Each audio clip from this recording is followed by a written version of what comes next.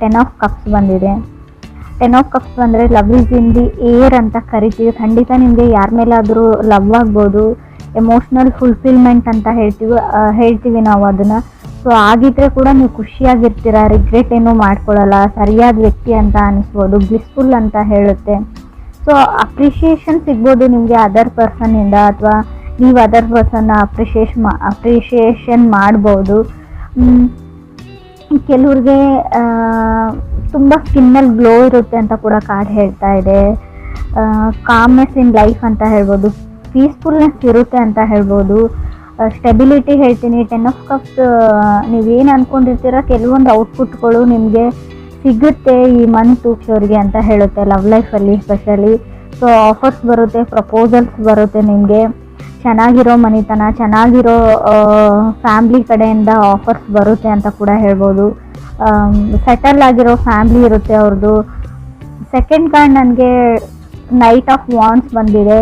Ten of cups ಮತ್ತು knight of wands ಬಂದರೆ ನೀವು ಯಾರನ್ನು ಅಟ್ರ್ಯಾಕ್ಟ್ ಮಾಡ್ತೀರಾ, ಯಂಗರ್ ಪರ್ಸನ್ ಇದ್ದಾರೆ ಅವರು ನಿಮಗಿಂತಲೂ, ಯಾವಾಗಲೂ ನಿಮ್ಮನ್ನು ಅಬ್ಸರ್ವ್ ಮಾಡ್ತಾರೆ, ನೋಡ್ತಾ ಇರ್ತಾರೆ ಅಂತ ಹೇಳ್ಬೋದು. ಬಟ್ ಅವರು ಸೆಟ್ಲಿಂಗ್ ಟೈಪ್ ಪರ್ಸನ್ ಅಲ್ಲ, ಅವರು ಸೆಟಲ್ ಆಗಬೇಕು ಅಂತ ಕೂಡ ಅಂದ್ಕೊಂಡಿಲ್ಲ ಇಷ್ಟು ಬೇಗ ಅಂತ ಕೂಡ ಹೇಳ್ತಾ ಇದೆ card. May be past life connection ಅಂತ ಹೇಳ್ತೀನಿ ನಾನು. ಅಂದರೆ ಯಾರನ್ನಾದ್ರೂ ನೋಡಿದಾಗ ನಿಮ್ಗೆ ಅನಿಸುತ್ತೆ ಈ ವ್ಯಕ್ತಿ ನಮಗೆ ಮುಂಚೆನೇ ಪರಿಚಯ ಇರೋ ಥರ. ಸೊ ಆ ಥರ ವ್ಯಕ್ತಿ ಅಂತ ಹೇಳ್ಬೋದು. ತುಂಬ ನೀವು ಮಾತಾಡಬಾರ್ದು ಅಥವಾ ರೆಸ್ಪಾನ್ಸ್ ಮಾಡ್ಬೋದು ಮೆಸೇಜ್ಗೆ, ಕಾಲ್ಗೆ, ಅಂದರೆ ತುಂಬ ಟ್ರಿಗರಿಂಗ್ ಇರುತ್ತೆ ಅಂತ ಹೇಳ್ಬೋದು. ಅವ್ರನ್ನ ನೋಡದೆ ಅಥವಾ ಅವ್ರಿಗೆ ರೆಸ್ಪಾನ್ಸ್ ಮಾಡದೆ ನಿಮ್ಗೆ ಇರದೇ ಇರೋಕ್ಕಾಗಬಹುದು ಅಂತ ಕಾರ್ಡ್ ಹೇಳ್ತಾ ಇದೆ. ಥರ್ಡ್ ಕಾರ್ಡ್ ನನಗೆ ಕ್ವೀನ್ ಆಫ್ ಕಪ್ಸ್ ಬಂದಿದೆ. ತುಂಬ ಫ್ರೆಂಡ್ಲಿ ಕೈಂಡ್ ಆಫ್ ಎನರ್ಜಿ ಇರುತ್ತೆ ಆ ವ್ಯಕ್ತಿದು ಅಂತ ಹೇಳ್ಬೋದು. ಹಿಂದೆ ಅವರು ಮೋಸ ಹೋಗಿದ್ದಾರೆ ಅಂತ ಹೇಳ್ಬೋದು, ತುಂಬ ಸರ್ತಿ ಅವರು ಮೋಸ ಹೋಗಿದ್ದಾರೆ ಅಂತ ಕೂಡ ಹೇಳ್ತಾರೆ. ಯಾರೋ ಅವ್ರಿಗೆ ಮೋಸ ಮಾಡಿದ್ದಾರೆ, ನಂಬಿಕೆ ದ್ರೋಹ ಮಾಡಿದ್ದಾರೆ ಅಂತ ಕೂಡ ಹೇಳ್ಬೋದು. ಕಾರ್ಡ್ಸ್ ಅದನ್ನೇ ಹೇಳ್ತಾ ಇದೆ. ಕೆಲವ್ರಿಗೆ ಸಿಂಗಲ್ ಇರೋರಿಗೆ ಸಿಂಗಲ್ ಆಗಿರಲ್ಲ ಅಂತ ಹೇಳುತ್ತೆ. ಕಮಿಟ್ಮೆಂಟ್ ಆ್ಯಂಡ್ ರಿಲೇಷನ್ಶಿಪ್ ಇದೆ ನಿಮಗೆ ಕೂಡ ಕಾರ್ಡ್ಸ್ ಹೇಳ್ತಾ ಇದೆ. ಫೋರ್ತ್ ಕಾರ್ಡ್ ನನಗೆ ಏಟ್ ಆಫ್ ಸಾರ್ಟ್ಸ್ ಬಂದಿದೆ. ಖಂಡಿತವಾಗ್ಲೂ ನೀವು ಯಾವುದಾದ್ರು ಮೆಸೇಜೋ ಮೇಲೋ ಅಥವಾ ಕಾಲ್ಗೆ ವೇಟ್ ಮಾಡ್ತಾ ಇದ್ರೆ ಯು ವಿಲ್ ಗೆಟ್ ಮೆಸೇಜ್ ಅಂತ ಕಾರ್ಡ್ ಹೇಳ್ತಾ ಇದೆ. ಬಟ್ ನಿಮ್ಗೆ ಅನ್ಸ್ಬೋದು ಇವ್ರು ಯಾರೋ ನಮ್ಗೆ ಗೊತ್ತಿರೋರೇ ಅಂತ ಅನ್ಸ್ಬೋದು, ಬಟ್ ಸೇಮ್ ಪರ್ಸನ್ ಇದ್ದಾರೆ ಅಂತ ಅನ್ಸ್ಬೋದು, ಇವರು ಅದೇ ಥರನೇ ಇದ್ದಾರೆ ಅಂತ ಅನ್ಸ್ಬೋದು. ಬಟ್ ಇದು ಡಿಫ್ರೆಂಟ್ ಪರ್ಸನ್ನಿಂದ ನಿಮಗೆ ಪ್ರಪೋಸಲ್ ಬರುತ್ತೆ, ಮೆಸೇಜ್ ಬರುತ್ತೆ. ಇವರು ಎಲ್ಲರ ಥರ ಅಲ್ಲ ಅಂತ ಕಾರ್ಡ್ ಹೇಳ್ತಾ ಇದೆ. ಮೇ ಬಿ ನೀವು ಎಲ್ಲರ ಥರ ಅಲ್ಲ. ಕ್ರಾಸ್ ವಾಚರ್ಸ್ ಯಾರಾದರೂ ರೀಡಿಂಗ್ ನೋಡ್ತಾ ಇದ್ರೆ ಸೊ ನಿಮಗೆ ಗೊತ್ತಿರೋ ಅಥವಾ ನಿಮ್ಗೆ ಇಷ್ಟ ಆಗ್ತಾ ಇರೋ ವ್ಯಕ್ತಿ ಸೊ ಎಲ್ಲರ ಥರ ಅಲ್ಲ ಅಂತ ಕಾರ್ಡ್ ಹೇಳ್ತಾ ಇದೆ. ಫಿಫ್ತ್ ಕಾರ್ಡ್ ನನಗೆ ಡೆವಿಲ್ ಕಾರ್ಡ್ ಬಂದಿದೆ. ಹೇಳ್ತೀವಲ್ಲ ನಮಗೆ ನಾವೇ ಶತ್ರುಗಳು ಅಂತ, ಹಾಗೆ ಡೆವಿಲ್ ಕಾರ್ಡ್ ಬಂದರೆ ನಿಮಗೆ ನೀವೇ ಶತ್ರು ಆಗ್ತಾ ಇದ್ದೀರಾ ಅಂತ ಹೇಳ್ಬೋದು. ಫಿಯರ್ ಆಫ್ ಕಮಿಟ್ಮೆಂಟ್ ಅಂತ ಹೇಳ್ತೀವಿ. ಯಾರ ಜೊತೆನಾದರೂ ಕಮಿಟ್ ಆಗೋಕ್ಕೆ ನಿಮ್ಗೆ ಭಯ ಆಗ್ತಾ ಇದೆ ಇತ್ತೀಚೆಗೆ ಅಂತ ಹೇಳ್ಬೋದು. ಯಾಕಂದರೆ ಎಲ್ಲರೂ ಅದೇ ಥರನೇ ಇರ್ತಾರೆ, ಎಲ್ಲರೂ ಮೋಸ ಮಾಡೋ ವ್ಯಕ್ತಿಗಳು, ಎಲ್ಲರೂ ಸ್ವಾರ್ಥಿಗಳು ಅಂತ ನಿಮ್ಗೆ ಅನ್ನಿಸ್ಬೋದು. ಅಥವಾ ವೈಸ್ ವರ್ಸ ರೀಡಿಂಗ್ ಇದು ಅದರ್ ಪರ್ಸನ್ಗೂ ಹಿಂಗೆ ಅನಿಸ್ಬೋದು, ನೀವು ಎಲ್ಲರ ಥರನೇ ಅಂತ ಅನಿಸ್ಬೋದು. ಸಿಕ್ಸ್ ಕಾರ್ಡ್ ನನಗೆ ಏಸ್ ಆಫ್ ಕಪ್ಸ್ ಬಂದಿದೆ. May be coming from hurt ಅಂತ ಹೇಳುತ್ತೆ. ನಿಮಗೆ ಮುಂಚೆ ತುಂಬ ಹರ್ಟ್ ಆಗಿರ್ಬೋದು ಅಥವಾ ಅದರ್ ಪರ್ಸನ್ಗೆ ತುಂಬ ಹರ್ಟ್ ಆ್ಯಂಡ್ ಡ್ರಾಮಾನ ನೀವು ನೋಡಿದ್ದೀರಾ. ಬಟ್ ಇಲ್ಲಿ ಅಂದರೆ ಮೂನ್ ಬೇಸ್ ನಕ್ಷತ್ರ ಅಂತ ಹೇಳ್ತೀವಿ. ಸ್ವಲ್ಪ ಮೂಡಿ ಇರ್ತಾರೆ ಆ ಪರ್ಸನ್, ನೀವು ಅಥವಾ ಅದರ್ ಪರ್ಸನ್ ತುಂಬ ಮೂಡಿ, ಜಾಸ್ತಿ ಮಾತಾಡಲ್ಲ. ಸೊ ಯಾವಾಗಾದರೂ ಮೂಡ್ ಬಂದಾಗ ಅಷ್ಟೇ ತುಂಬ ಮಾತಾಡ್ತೀರಾ, ಇಲ್ಲ ಅಂದರೆ ಇಲ್ಲ, ಸುಮ್ಮನೆ ಇರ್ತೀರಾ ಅಂತ ಕೂಡ ಏಸ್ ಆಫ್ ಕಪ್ಸ್ ಹೇಳ್ತಾ ಇದೆ. ಸೆವೆಂತ್ ಕಾರ್ಡ್ ನನಗೆ ಹೈರ್ಫೆಂಟ್ ಬಂದಿದೆ. ಹೈರ್ಫೆಂಟ್ ಕಾರ್ಡ್ನ ನಾವು ಮ್ಯಾರೇಜ್ ಪ್ರಪೋಸಲ್ ಕಾರ್ಡ್ ಅಂತ ಹೇಳ್ತೀವಿ. ಪ್ರಪೋಸಲ್, ರಿಲೇಷನ್ಶಿಪ್, ಮ್ಯಾರೇಜ್ ಅಂತ ಹೇಳ್ಬೋದು. ಯು ನೀಡ್ ಟು ರೆಡಿ ಅಂತ ಹೇಳ್ತೀನಿ. ನಿಮಗೆ ಮನೆಯಲ್ಲಿ ಏನಾದರೂ ಪ್ರಪೋಸಲ್ ಹುಡುಕ್ತಾ ಇದ್ದಾರೆ, ಮದುವೆ ಮಾಡಬೇಕು ಅಂತ ಅಂದ್ಕೊಂಡಿದ್ದಾರೆ ಫ್ಯಾಮ್ಲಿ ಅಂದರೆ ನೀವು ರೆಡಿಯಾಗಿರಿ ಅಂತ ನಾನು ಹೇಳ್ತೀನಿ. ಯಾಕಂದರೆ ಇಷ್ಟರಲ್ಲೇ ನಿಮ್ಮ ಮದುವೆ ಫಿಕ್ಸ್ ಆಗುತ್ತೆ, ಸೊ ಎಂಗೇಜ್ಮೆಂಟ್ ಫಿಕ್ಸ್ ಆಗುತ್ತೆ ಅಂತ ಕೂಡ ಕಾರ್ಡ್ಸ್ ಹೇಳ್ತಾ ಇದೆ. ನಿಮಗೆ ಟೈಮ್ ಬೇಕು ಅದು ಇದು ಅಂದರೆ ನೀವು ಫ್ಯಾಮ್ಲಿಗೆ ಮುಂಚೆನೇ ಹೇಳಿಬಿಡಿ, ಇಲ್ಲಾಂದರೆ ಎಲ್ಲನೂ ಸಡನ್ ಆಗಿ ನಡೆದು ಹೋಗುತ್ತೆ ಅಂತ ಕೂಡ ಕಾರ್ಡ್ಸಲ್ಲಿ ಶೋ ಆಗ್ತಾ ಇದೆ. ಸೊ ಇದಕ್ಕೆ ನೀವು ವೇಟ್ ಮಾಡ್ತಾ ಇರೋರಿಗೆ ನಾನು ಕಂಗ್ರಾಟ್ಸ್ ಹೇಳ್ತೀನಿ. ಏಟ್ ಕಾರ್ಡ್ ನನಗೆ ಫೂಲ್ ಕಾರ್ಡ್ ಬಂದಿದೆ.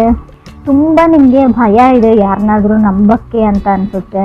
ಸೊ ಟ್ರಸ್ಟ್ ಇಶ್ಯೂಸ್ ಅಂತ ಹೇಳ್ಬೋದು. ಯಾರನ್ನೂ ಎಲ್ಲರ ಮೇಲೂ ನಂಬಿಕೆ ಕಳ್ಕೊಂಡಿದ್ದೀರಾ ಕೆಲವರು ಅಂತ ಹೇಳುತ್ತೆ, ಎಲ್ರಿಗೂ ಅಲ್ಲ.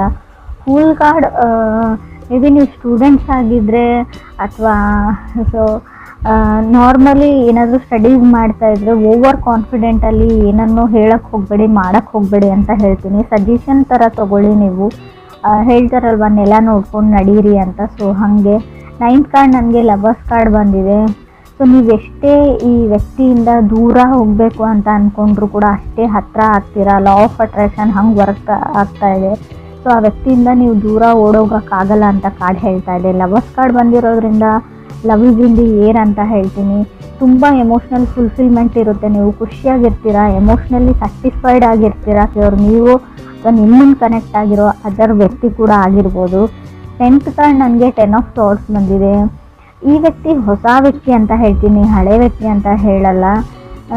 ಫೀಲಿಂಗ್ಸ್ ಇದೆ ಅದರ್ ಪರ್ಸನ್ಗೆ ನಿಮ್ಮ ಮೇಲೆ ಅಂತ ಸ್ಟ್ರಾಂಗ್ ಆಗಿ ಶೋ ಆಗ್ತಾ ಇದೆ ಕಾರ್ಡ್ಸಲ್ಲಿ. 10 ಆಫ್ ಸಾರ್ಡ್ಸ್ ಇರೋದ್ರಿಂದ ಮೇ ಬಿ ಹೊಸ ಮನೆ, ಹೊಸ ವ್ಯಕ್ತಿ, ಹೊಸ ಫ್ಯಾಮಿಲಿ ಅಂತ ಹೇಳ್ಬೋದು. 11th ಕಾರ್ಡ್ ನನಗೆ 4 ಆಫ್ ಕಪ್ಸ್ ಬಂದಿದೆ.